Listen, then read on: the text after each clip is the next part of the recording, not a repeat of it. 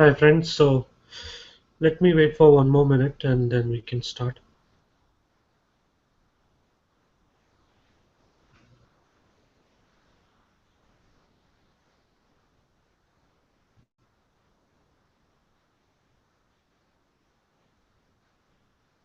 Next week there won't be any class because I'm traveling for project.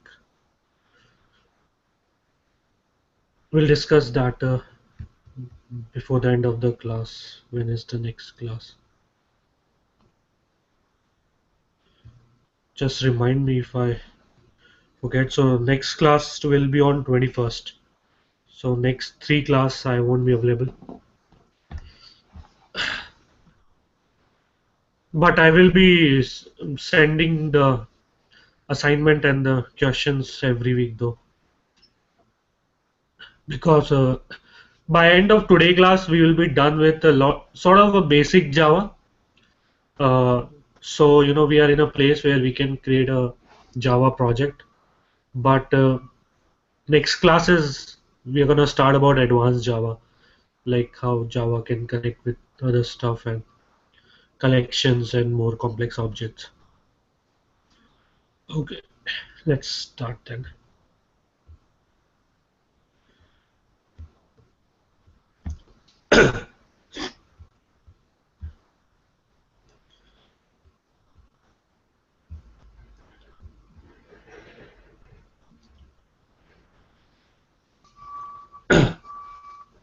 Hi friends, my name is Saurabh.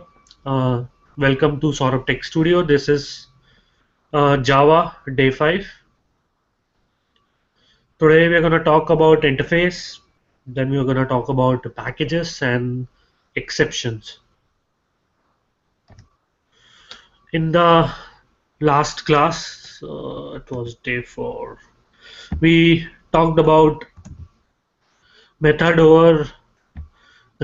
So we talked about basically the dynamic polymorphism, how a child class can override the parent class method, and based on the runtime which object is being called, the based on the object the method is being called. So if the object is of child, then the child method is called. If the object is of parent, then the parent method is called. So this decision is taken during the runtime. That's why it is called dynamic polymorphism or dynamic overriding. Then we talked about final, how we can use final keyword to with a class so that it cannot be extended anymore. It can be used with a method so that it cannot be overridden. Can be used with a variable so its value cannot be changed. Then we talked about abstract. So abstracts basically goes with a method. So when you have a method signature, but you don't really know how the method implementation is working, you create an abstract method. And because of an extract method, you need to declare your class as abstract, because since you have an incomplete method, you cannot create its object, so you declare your class as abstract.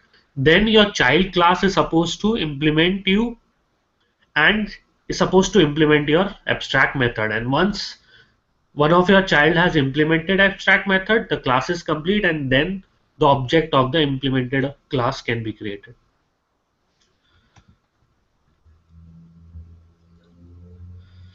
Let me check my audio is proper. Cool.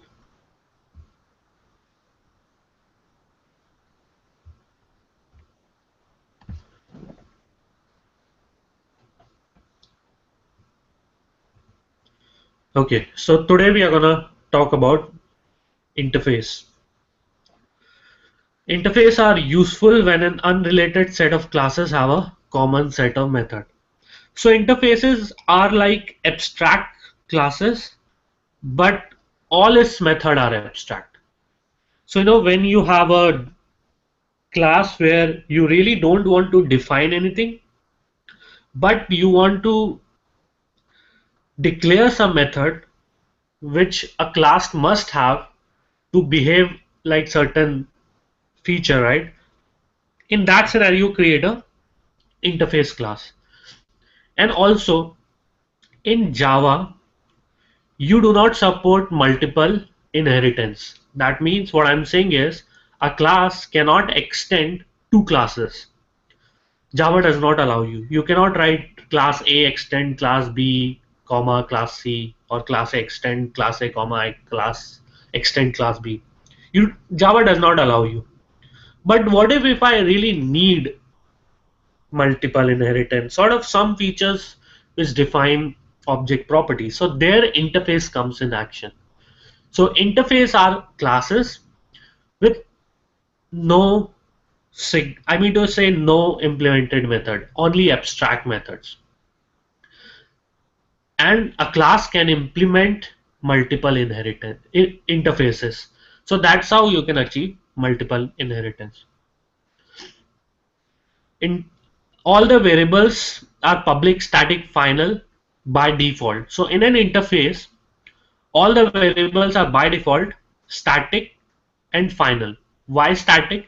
Because interface itself do not have any body. It does not really have an object, so it cannot have any object features. So there is no non-static variables in it. Why final? Because again, there's no method inside it which can really change the data, or this interface really does not exist itself. It is implemented by a class, and that class exists. So all the variables are by default having a final and public. Similarly, all the methods are by default abstract. So whether you write or not, once you say that your class is an interface, then by default all the methods are considered abstract. So you cannot create a method inside an interface. You can just write a signature, and all the methods are by default public. Interface can be used with the help of implement keyword. So like to extend a class, we use the keyword extends. To extend an interface, you use the keywords implement. So class A implements interface A. If the class implement the interface, the class must implement all the method defined in the interface or declare itself as an abstract class. So basically, just like extending abstract, when you implement an interface, it is compulsory that that particular class implement all the abstract method, right? And if you're not implementing all of them, you are not complete, right? So if you are not complete, you need to declare yourself abstract. A class can extend from another class and at the same time can implement an interface. So basically you can extend a class, also at the same time you can implement an interface. An interface can extend from another interface with the help of keyword extend. So interfaces can also extend, right? So if you want to have a generalized interface, then you create a top level interface. Then you can create the two child interface. So the child interface basically extend the interface. So we'll do those demos and then it will be pretty clear. So suppose there is a class ball. Now ball is basically a toy. So you want to create a top level class toy, and you want to extend the class toy in the class ball because ball is a toy. But you want all the balls to also have one extra feature. That is balls are all bouncy. They bounce, right? So you want to force that whenever a ball toy is created, that is a toy first of all. So it should have all the toy features. So you created a toy class or abstract class and you made the ball class to extend. But now I need multiple features. I need the ball to have a bouncing feature as well. So what will I do is I will create an interface bounce which will force all its subclasses to have a method bounce, right? So in this case, my ball class will extend the toy class but implement the bounce interface. Wait a minute, we'll get into all this and it will get pretty clear. So to create an interface, we use the keyword interface. So very important point, we don't use the keyword class, right? We use the keyword interface, my interface. Now as I said, all the variables are static and final. So whether you write or not, it is static and final, right? So I created a variable static final int I10. Now I created a method signature. Now I have not written the keyword abstract, but whether you write or not, it is there. So public abstract void my method. I created a method signature. Now I am having a class, my class, which is implementing my interface. So this time notice we are not using the keyword extend. We are using the keyword implements. So my class implement my interface, which now implemented the method my method, which is printing hi and a value of I. Then our main starter class having public static void main, creating the my class object. Now you cannot create an interface object because interface is nothing, it does not have any structure or something. But you can have a reference because reference is fine. Reference is just storing an address. And any parent reference can point to a child reference. So my interface is basically acting as a parent. So it can point to its child, my class. So my interface pointing to my class, and then I'm calling my method. So the left side is say the visibility. So my interface is like a parent, and he have a method my method. So if a parent have a my method, child can have a my method. But because of the polymorphism, the object decide which my method will be called, and so the child my method is called, and it printed hi 10. And obviously you cannot call the parent my method because it does not even exist. So you can never have a my interface object on the right side. So that ensure that you cannot call the my method method from the my interface class. So we talked about abstract class, we talked about interface. Let's talk the difference, then we'll see the demos. So abstract class can have concrete method, but interface can only have an abstract method. So difference is that in an abstract class, you can have one implemented method.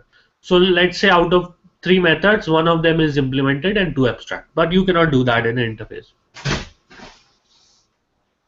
Just a second. So, okay, let's carry on. Second point, abstract class can have variable for an access specifier of any access specifier.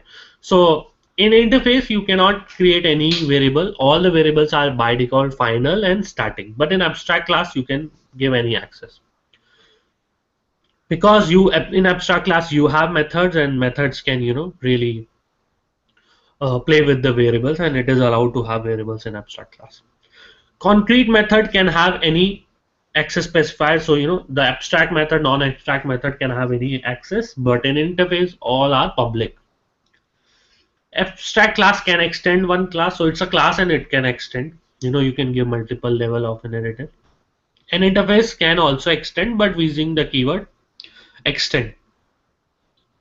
A class can extend only one abstract class. So the child who is implementing this can only extend one class because this is a class, and it can implement multiple interfaces.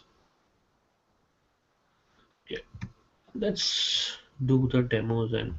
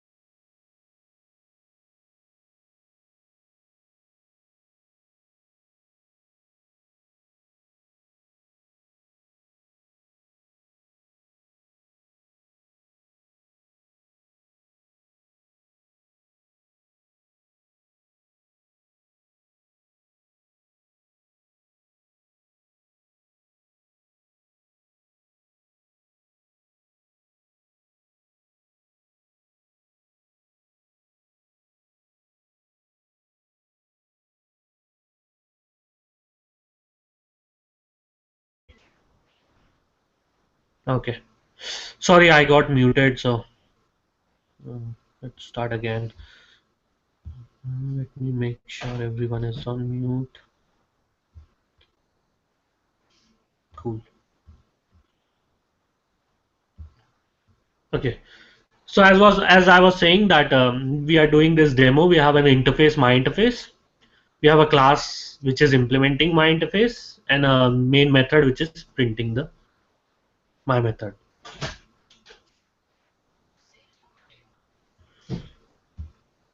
I think, am I audible, you guys? Think. Yes, you are. Okay, cool. Thanks. Yeah, I got a ping from someone that I was not audible, so I wanted to check. Thanks. So there, just some basic stuff that I want you to make sure understand that all the methods are by default, public and abstract. So even if you like don't write it, it is implicit that the method will be a public and an abstract. So what do you mean by that? If I like try to make this method as default, I'm getting an error. Why am I getting an error? Because your parent interface has declared this method as a public, but it is not visible to us because it is default. So your child class is also supposed to make it public. But for the child class, it is not a default feature. So you have to make it public or else it give you a compilation error. So basically in method overriding, the signature of method should exactly match. Or you can, in general, the argument should be same, the method name should be same, the return type should be same, but for access specifier, there is a rule that you can make it more simple, right? So if you have parent having private, so it is not visible at all, first of all. But if the parent have default, you can extend it to protected. If the parent is protected, you can extend it to public. So you can more ease the access, but you cannot restrict. So if the parent is implementing default uh, or public, you cannot make it default or protected. So by default, my interface is making it public. So if it is public and if I don't write public, then what I'm trying to do, I'm trying to make it default. And default is more restrictive than public, because in default you can access in child in a different package, that's it. But in public you can access everywhere. So you need this method to be public. Similarly, the variables,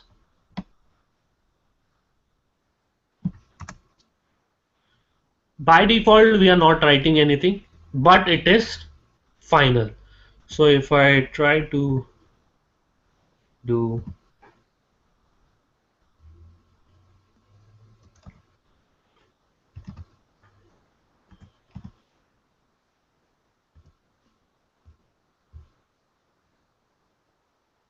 it is telling me the final field I cannot be assigned.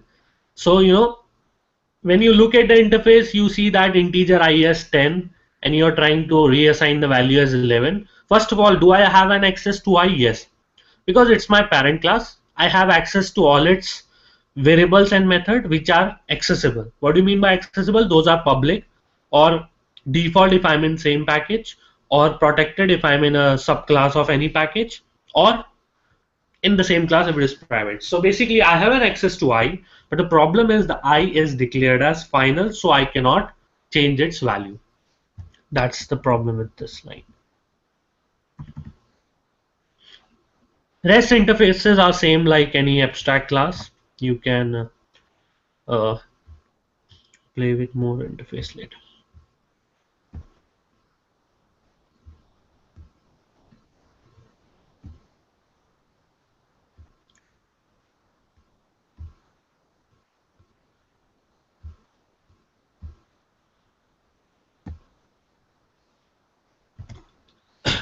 Okay, so next thing we are talking about is packages. In general, packages are nothing but folders. You want to organize your files, so you have folders.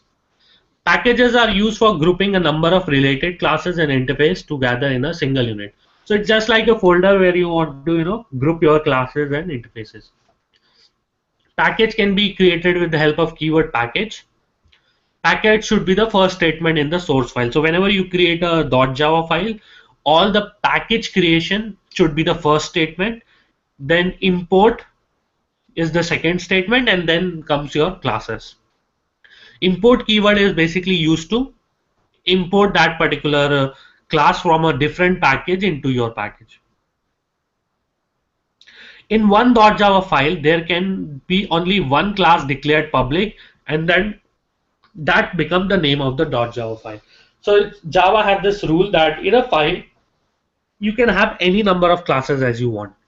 Like in all my demos, usually in my file, I create two or three classes.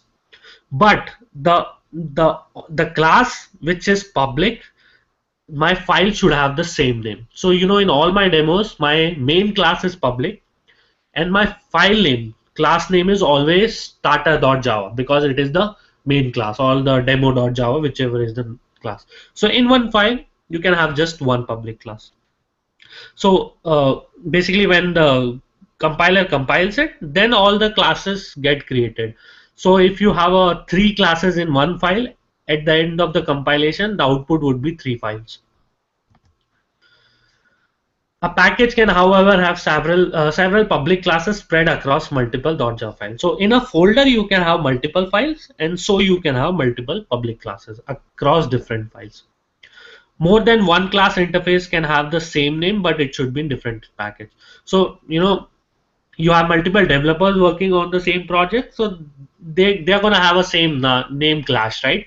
But as long as if they're creating their own packages, the clashes are fine. There are two ways to access a class associated with a package using the full name. So you can directly, like, say if I'm in a package A and I want to refer to a class in package B, I can directly write package B dot class B. Or else what I can do is I can import the package B. I can write the statement import package B and directly write class B. Now I don't need to use the name of the package. In Java, we have four access. Let's just to revise, those access specifier. Private, accessible only within the class. Default, you do not really write the keyword default, but when you don't write anything, that is a default access. Accessible only within the package. So then you can create only within the package. Protected, similar to default, with an addition that it is available to all the child classes. That is, even if child class is in a different package. So difference between default and protected is very important. So when it comes to same package, default and protected is same. It doesn't matter. But when it comes to a different package, then in a different package, you cannot access default because default are in same package. So if I'm in a package B, I cannot access package A default. But protected in package B, I can access, but not everywhere. I can only access in my child class.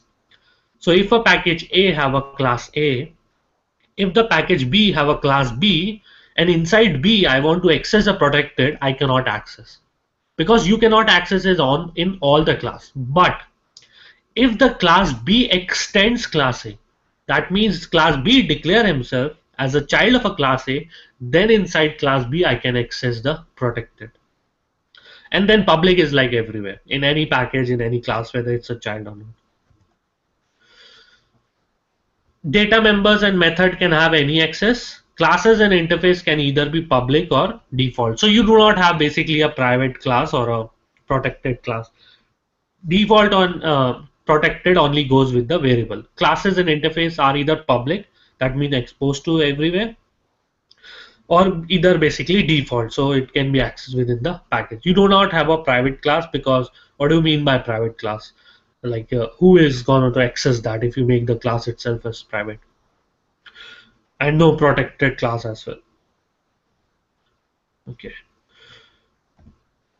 let's do one package demo.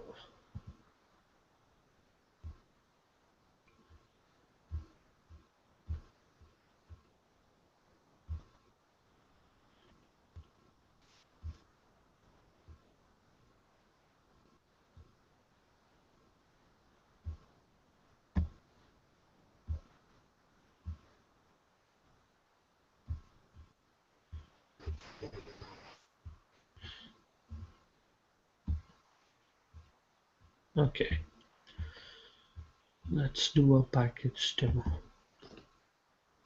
So I've not made any demo as such for it. I want you guys to show. So how do we create a package first? So let's start from scratch.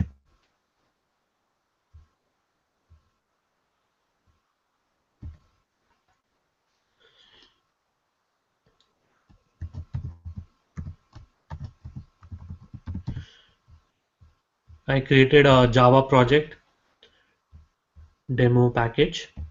So by default, we get the root folder as source folder. Inside that, I'm trying to create a package. As I said, you usually we follow the reverse domain. So com dot Sourabh Tech Studio dot, let's say, package A. Okay, package A. So I created a package A. I can create one more package. Package A. Let's create a package B. Then I created a package B. So basically, this is just like folders. We have a top level folder source. Inside that, I have a folder com. Inside that, I have a folder stu, Sourabh Tech Studio. Inside that, I have two folders. One is package A, one is package B. Inside package A, let's create a new class.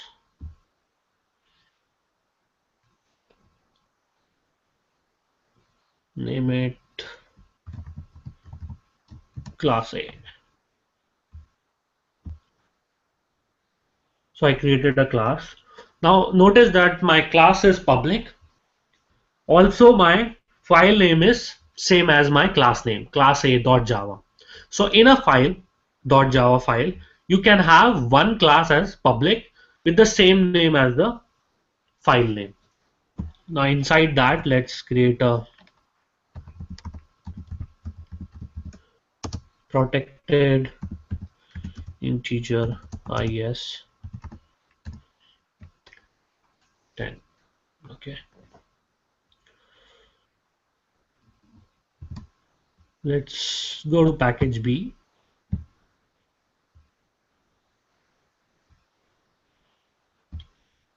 Create a class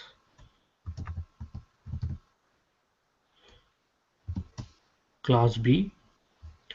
Let's have the print method as well. Okay. So now I created the class B, which is in a different package, package B. Now basically I want to extend my class.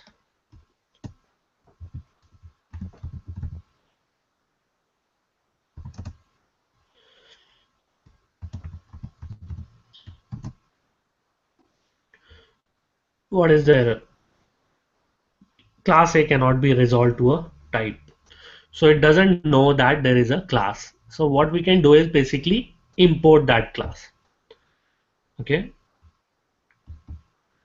So we imported the class. To import the class, basically we use the keyword import and then the whole package name com.stu.package a and then the class name. If you want the whole package, you don't want a specific class, you can just write that we included the, oh, sorry, we need to give a class.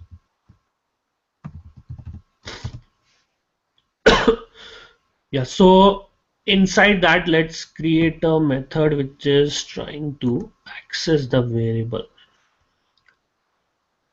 Uh, make this method void save print, just taking you out, not taking anything. Let's try to print I. Now you see that I'm trying to basically print the value I. Now in this particular class, I do not have any variable like I, right? Let's just call this new class B.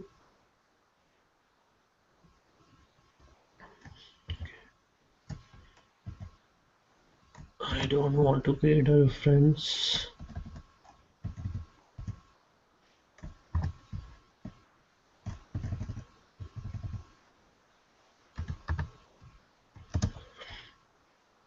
Okay.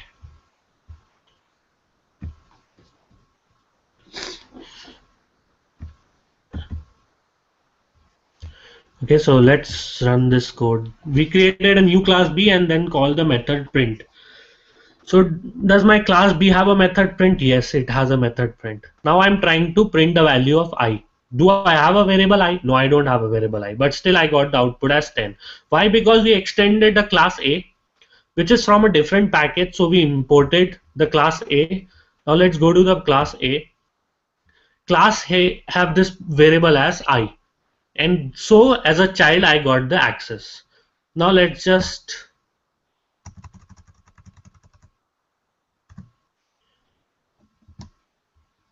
make it default. So as soon as I make it default, I can see an error here. Class A is not visible because the defaults are not visible outside the package. The default is visible only within the package. So here if I want to try to access I'm not able to access. But if this was public, then again the error is gone because public can be accessed anywhere. And private obviously you cannot access outside the class, so it will give an error. So protected and public is allowing you, but default and private is not allowing you when you are talking about a different package. Let's quickly make a class.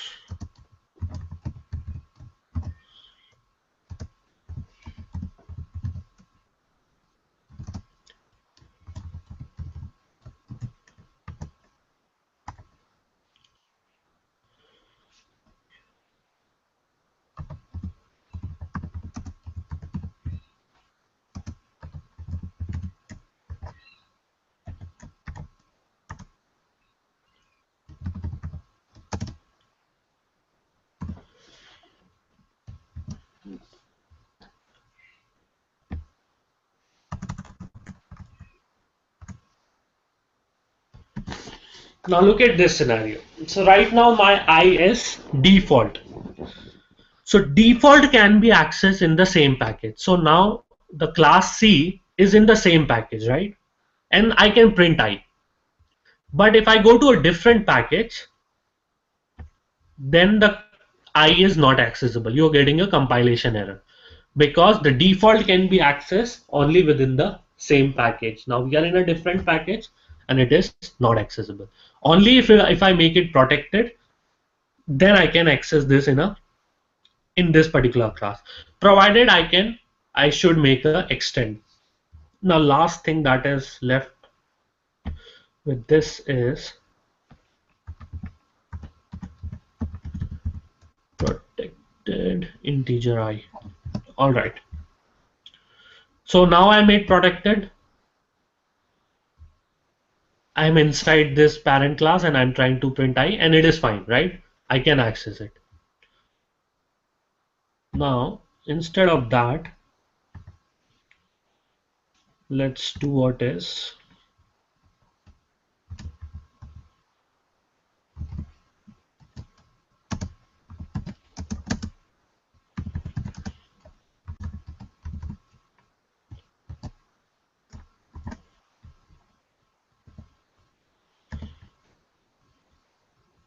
I created a class A reference and a class A object. Now I'm trying to print class A dot I. Now see, I'm trying to print class A dot I, but I'm getting an error message. Error saying is not visible. So when I'm basically in a different package. I'm trying to access I here, I'm able to access. But I'm able to trying to access I here, I'm not able to access. Okay, let's quickly make this public. Okay, I made it public. Both the errors are gone. Okay, so this is very important to understand. So focus. I created it public. I'm getting 10 and 10. First 10 because of the class B print method. Second 10 because I'm trying to access I. So first 10 came from line 7 and second 10 came from line 17. Right now, in both the ways, I can access I because I is public. You can access anywhere. But as soon as I make it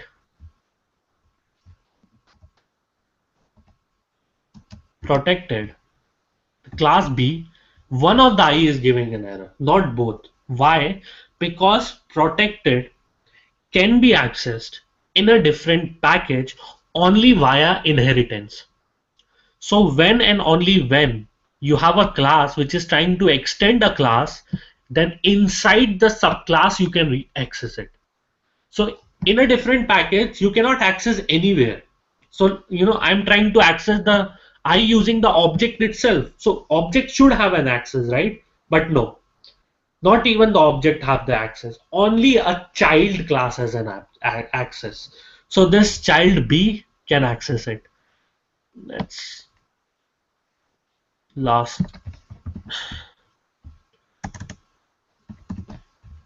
last thing. Let's make this class B.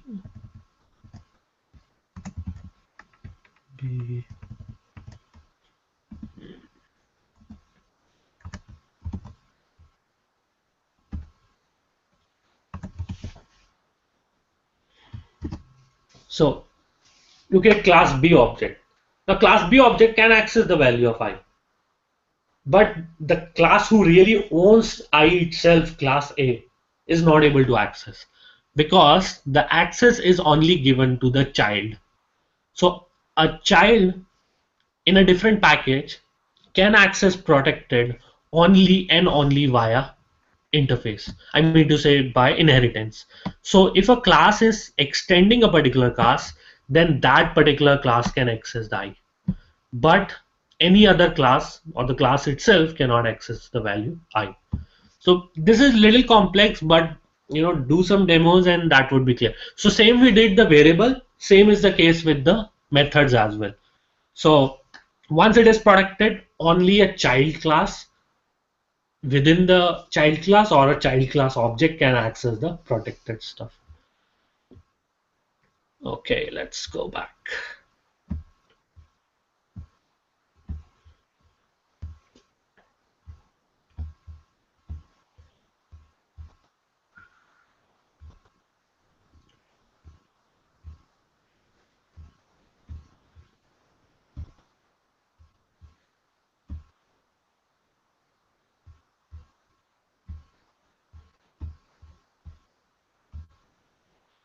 Okay, so we talked about package.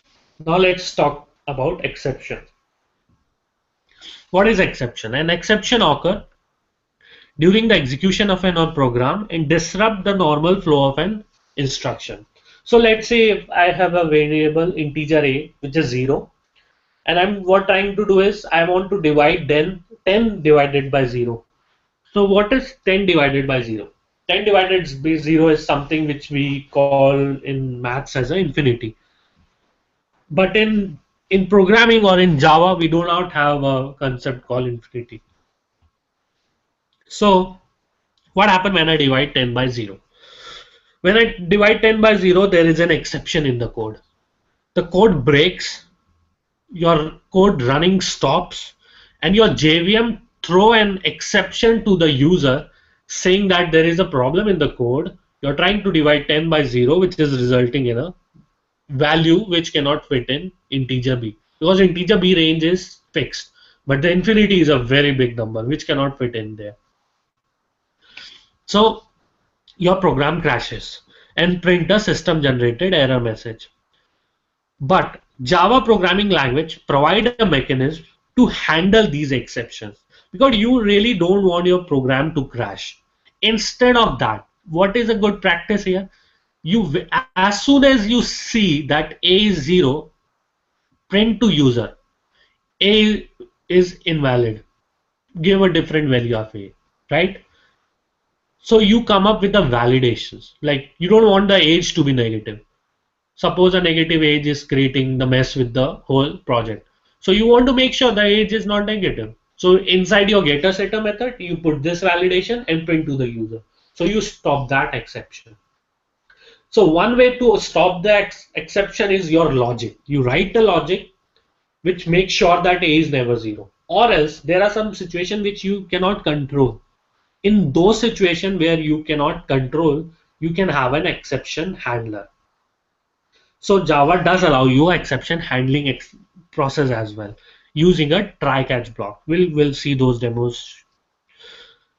In Java, everything is a class and everything is an object, right? So similarly, this exception itself is a class, and the stuff that is given to the user is basically an exception object. So and a problem also runs like a object in Java. Okay.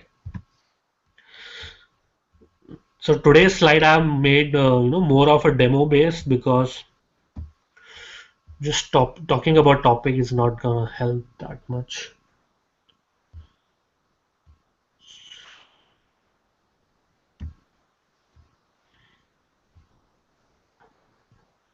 Let's quickly comment this.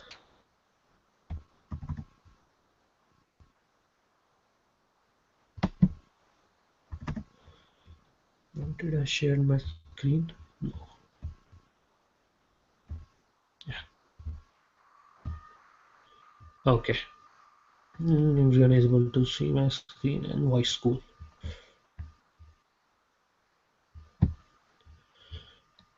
Okay. So I'm assuming that everyone is able to see my screen. Close this. Close this.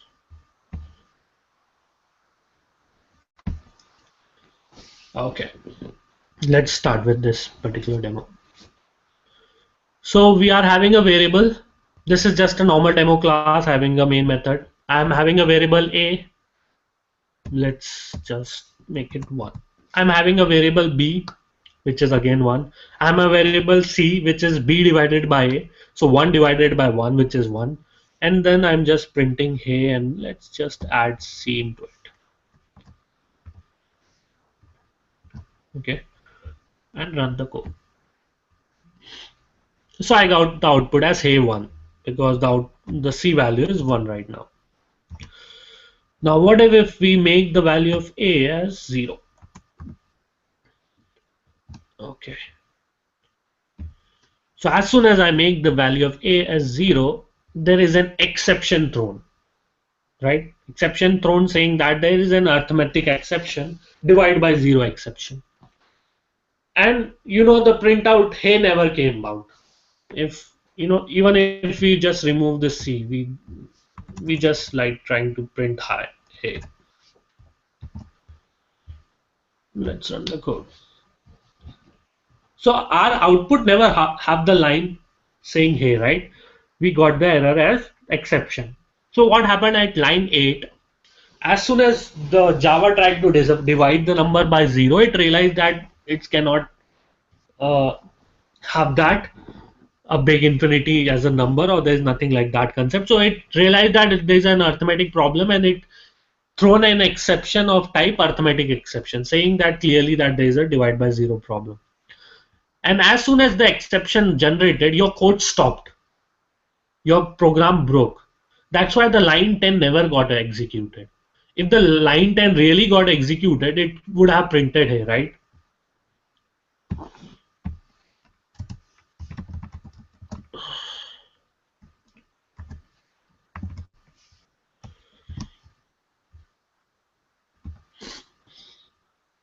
So if you see the output, the high got printed because at the line 7 there is no problem.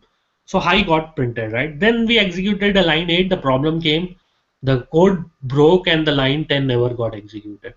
So this is what happens when an exception is there in your code. Your program stopped running. And you don't want your website to go down like this, right?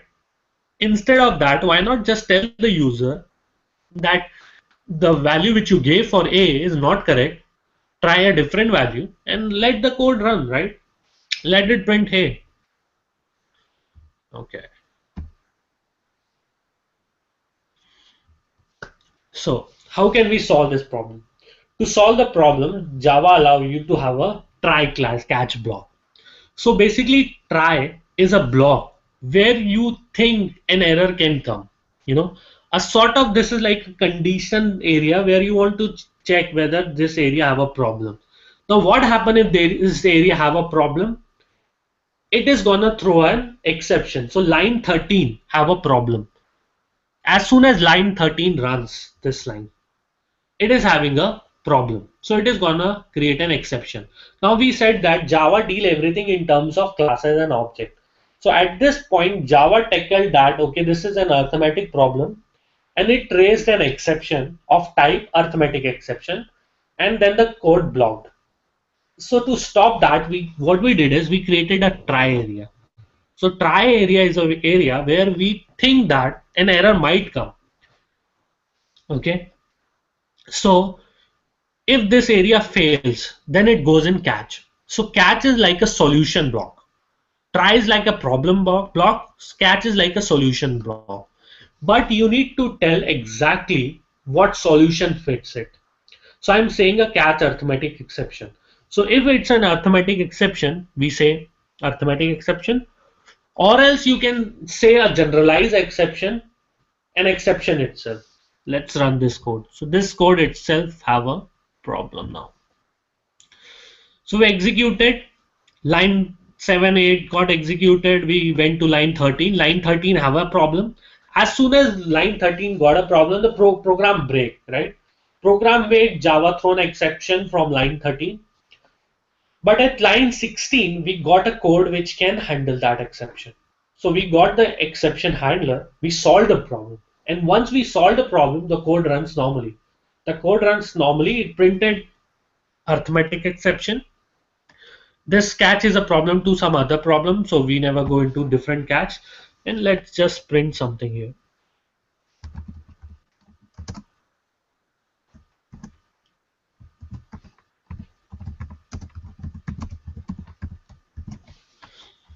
At line 24.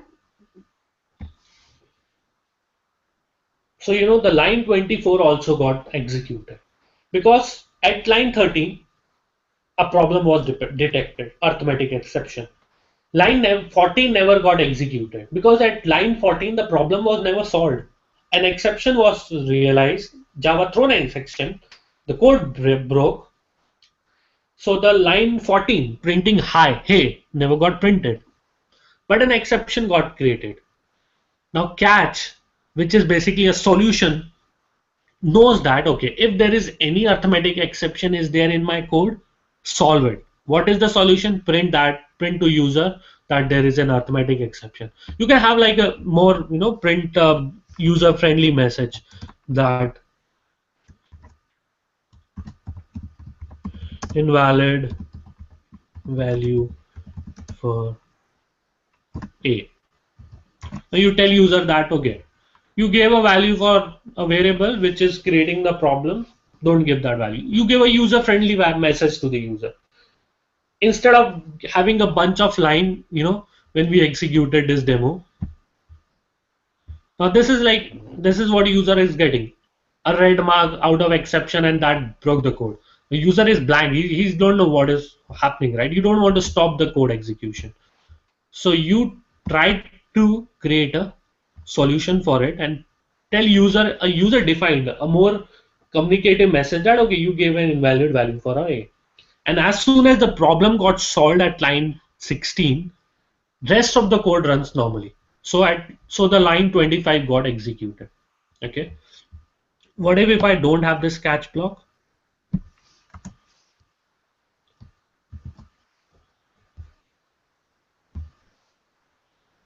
Still the problem got solved, but it is catch by exception. So basically all the exceptions have a hierarchy in Java. So the top level parent class is an exception class, which is the top parent class. In below that, you have runtime exception and compile time exception, also called as unchecked exception or checked exception. We'll talk about them in detail again. Below unchecked exception, you have arithmetic exception, array index out of bound exception, and few more exceptions. So the parent is exception, child is arithmetic exception. So parent can point to anything, right? We talked about it. A parent can point to child object. A child can point to child object. But the child cannot point to a parent object. So you can write parent P equals to child C. You can write parent P equals to parent P. But you cannot write child C equals to parent. You cannot point a reference of a child to parent. So similarly, the same sort of inheritance works with exception as well. So the top level exception is your exception class itself. So an exception reference can point to all the exceptions, all its child. So it can point to exception itself, it can point to arithmetic exception, it can point to around out of bound exception, it can point to any exception. But a child can only point to its own exception. But when we had an option of both, then it picks the matching. Just like method overloading, right? We saw method overloading. Method overloading is what? Having two methods with same name, addition and addition. One having two integers, one having two float. So when you call add with two integer, the method integer, the one with the taking two integer got called because that was method overloading. At compile time itself, you know what is the arguments and you call the same method. Similarly here, you know which object is being passed. The object that passed is a arithmetic exception. So Java do that for you. Java create an arithmetic exception and throw it. Now, if you don't have arithmetic exception, the parent will catch it, exception E, and we got it. But if we have the arithmetic, then instead of parent, it goes to the arithmetic exception and normal run code. One important thing is you cannot have a catch block below your parent, which is, you know, you cannot do like this. Basically, you cannot have a child exception below the main exception. So try is a problem area. So this section is basically saying what in this place some exception can come. We are not guaranteeing any exception, it can come because really the exception depend on the value of a, right? If I make the value of a as 1, we'll look into it, there won't be any exception. But the solutions are arithmetic exception, general exception, again arithmetic. So you cannot have, I mean to say, it is not because of the duplicate exception. Still we have a problem because you cannot have a child exception below your parent. So you can only have the exception child at the top. Okay. So important point, all the exceptions need to be written in order and parents at the bottom, child at the top. Catch is basically a solution to your try problem. Now, it is not compulsory that the problem really comes, right? A is 1. Now, this time there is no problem. Let's see the output. A is 1, no problem. Exception never got run. So, what are the two output? Two output is hey and normal code run. Because it went to line 8, executed 9, 10, 11, 12. At 13, it got C 1 by 1. It got C as 1. At 14, it printed hey. Now, in the try area, do we have a problem? No. If we don't have a problem, we don't need solution. So we jump to line 25 and we printed normal code run. But if the value of A is having 0, then what happened? It went into the catch block at line 16, which is a solution because the try found a problem. Catch solved it. Once the problem is solved, the code become normal and the normal code run started. So this will only work when your problem is basically in a try area. Now I just moved the problem outside. So there is no compilation error, right? Because this is not a compile time problem. Compile time problem, we need to fix it. This is a runtime problem. Executed and the code gave normal, The code, the whole program broke. There is no output as normal code run because our code broke because we never included that the zone where the problem can come in a try area. So try area is like a check area that there can be some problem. So let keep track of this area so that if any problem comes, I'll solve it. Okay, let's move on.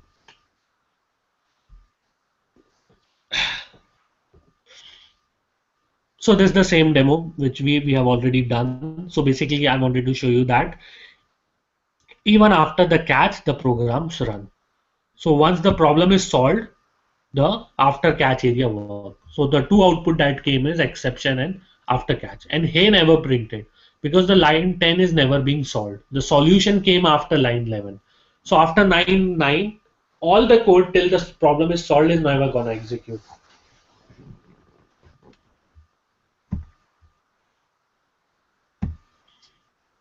Okay.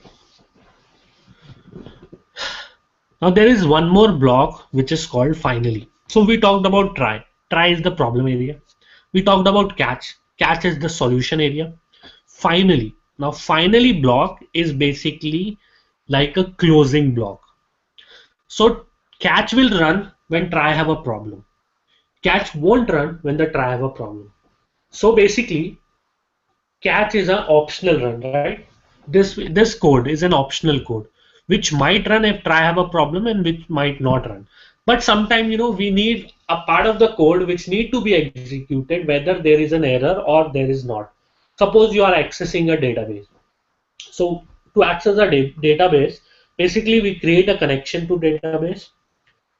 Then we run some data operations and then we close the connection and done. Now what if there is a problem during the data manipulation? The problem stopped the execution of the code and the connection was never closed. So you open the connection, you have a problem, you never close the connection. So because of that, you're losing the connection pool. So what you do is, if you put the closing of connection in catch, then catch might not run if there is no problem. If you put the closing of connection in try, then it's the same problem, right? As soon as the error comes, the try stop, it jumps. So that line also won't execute. So you need a part of the code which will for sure will run. So that part of the code is the finally block. So inside finally, this printing finally is like closing the your connection pool. So whether there is a problem or not, the finally will run. So look, we had a try. Try had a problem, yes, because A is 0. A is 0, try have a problem. Because of the try problem, hey never printed. So suppose if hey was the connection closing line, it never got executed. What got executed? Inside catch. But what if the A is 1? If A is 1, then what happened? Then inside try there is no problem, hey got printed, but then catch never executed. So inside catch never got printed. But in both the way, the finally got executed. So finally is like a closing line which runs whether there is an error or there is not. So we just saw that finally came, and if we make it 0, still the finally get executed. So finally runs all the time whether there is an error or whether there is a not an error. So try, catch, and finally goes in hand to hand. Finally is not a compulsory. You can have it, but try, catch, you need to have both. Okay, we'll take the more into exception in the next class. Now we talked about the general exception. but we have not categorized the exception as checked and checked, and we have not talked about the user defined exception. So just like JVM throws an exception, a user can also throw an exception. So you can like create your own exception class, and you can throw your own exception. You can define a user defined exception. Let's say Java don't really say that when the age is negative, then there is an error, right? Java is not going to throw an exception. But you can create an exception and say whenever the age is negative, throw an exception. So that way you can stop the execution of the code until unless you get a correct date. So you throw an exception and try to solve it. And once it is solved, then you start the code execution. But we'll see more detail about exception in the next class.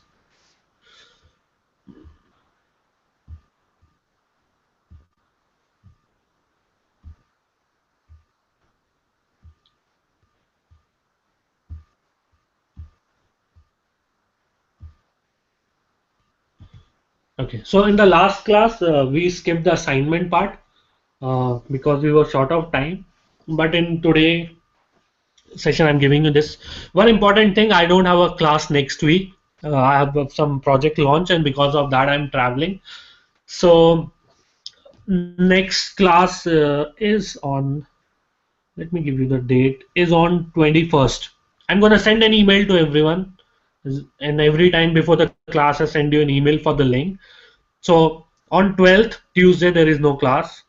On 14th next Thursday there is no class, and 19th Tuesday there is no class. I might have a class on 19th, but let's assume it is not there. If I'm free on 19th, I'm gonna give a normal hangout session where we can discuss stuff. We can discuss about project or something. 19 I might be available, but let's assume that there is no class. So if someone misses it, it's fine. It's gonna be a general discussion, and ask your problems, and we'll discuss assignment solution and all those things. But I might not be available 19. So next class is on 21 Tuesday. So April 21st is the next class.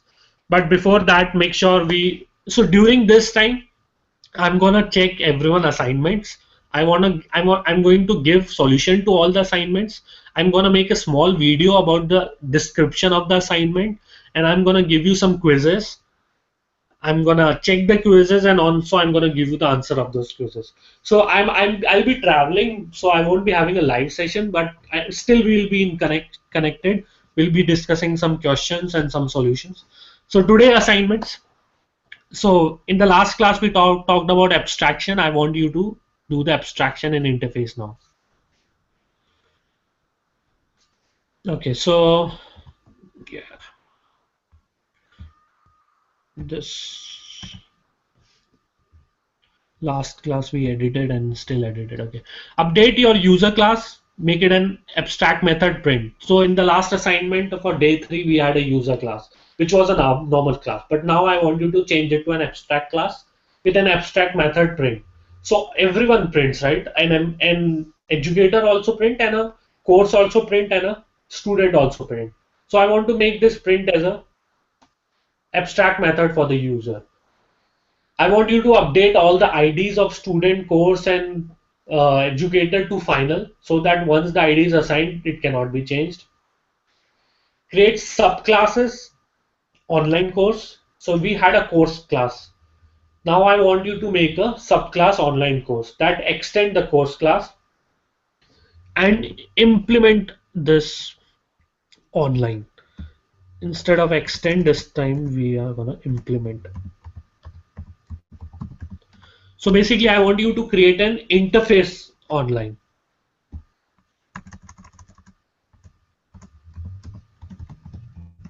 So create an interface online. So interfaces are like classes. It has no description of the method. It just have the signature. So I'm creating an online as an interface with a method signature for web URL.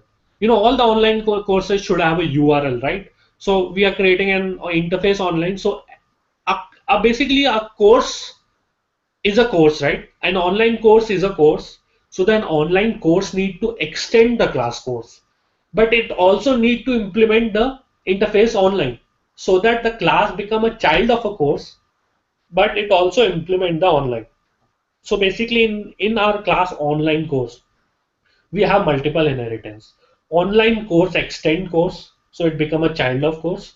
Online course implement the interface online, so it also become a child of online.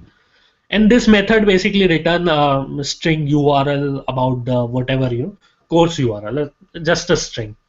Similarly, create a classroom course instead of online. Now we have a classroom course, so you need a classroom class, which also extend the course class to become the child and also implement classroom. So now you are going to create one more interface, classroom.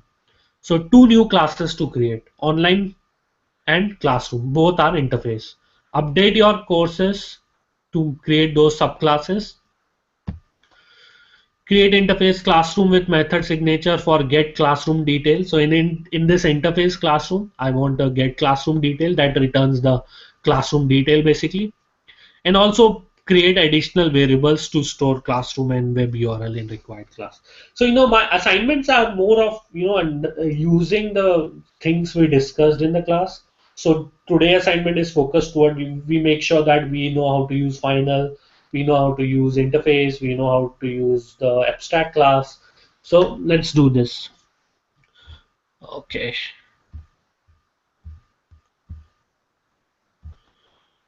Okay, guys. So next three classes, it's not live classes. Next three classes, we are going to discuss about the assignments and some quizzes. I'm going to send you those quizzes, and please start putting your questions now because this is the best time when next three classes we don't have any class, so I can discuss those problems now. I have some problems from last few weeks. I've not replied to those emails because I was busy with my product launch. This week I'm gonna solve all those things. So next class is on 21. So on 12th and 14th we don't have class, but I'm gonna send you some assignment solution videos and new assignments. Similarly, 19th we don't have a class, but if I'm free, we're gonna have a general hangout to discuss the topics. So we are meeting next on 21. Okay. Thank you guys. Thanks for attending. Thanks. See you.